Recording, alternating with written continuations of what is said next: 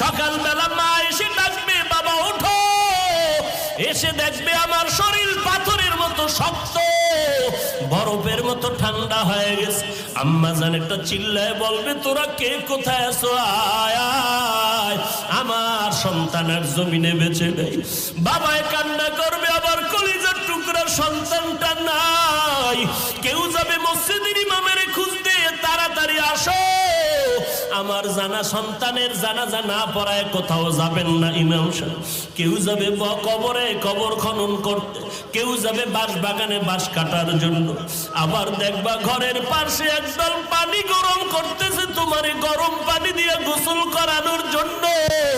তোমার লাশটা ঘরের থেকে নামাইয়া এরপরে জানাজা পড়ায় যখন কাফনে পেঁচাইয়া খাটটা কাঁধে নিয়ে কবরের দেশে নিয়ে যাবে, জানালা দিয়া মা ডেকে বলবে, কই না আমার কলিজার টুকরা সন্তান,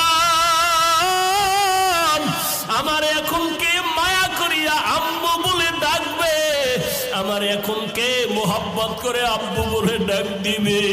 এই বাচ্চাটা, এই সন্তানের জন্য কত রাত আমি ঘুমাইতে পারি না রে বাবা। আমার এই সন্তানের জন্য কতবার খানার প্লেট নিয়ে খেতে পারি নাই।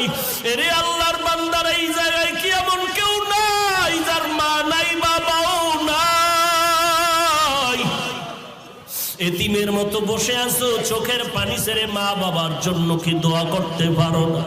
যদি গুনার কারণে চোখে পানি না আসে, ডানে বামে তাকায় দেখ আর চোখের এক ফোঁটা পানি বের হয়ে গেল। হাতটা বাড়াইয়া দোয়া নাও। কান্নাওয়ালার দোয়া কিন্তু কখনো ফেরত যাবে না রে আল্লাহর বান্দা। এরে যুবক, পায়ে হাত রেখে বলি, তওবা কর। মা বাবার দোয়া নাও, কবরের কিনারায় গিয়া দোয়া পড়ো, দরুদ পড়ো, সালাম পাঠাও। নবীর সুন্নতের মালাটা গলায় লাগাও। নবীর তেলাওয়াত করা কোরআনের তালিম, কোরআনের তেলাওয়াত চালু করে দাও। খাঁটি অন্তরে তওবা করো আর বলো, হে মালিক, এই ময়দানে আমার মতো গুনাহগার আর কেউ নাই রে আল্লাহ। আমার গুনার কারণে চোখে পানি আসে না, অথচ আমার ডানে বামে কত মানুষের চোখে পানি। ডানে বামের কত বান্দা মুনাজাতে কাঁদে, আমার কেন চোখে পানি আসে না? অথচ আমিও তো মুসলমান, ওই বান্দাটাও তো মুসলমান।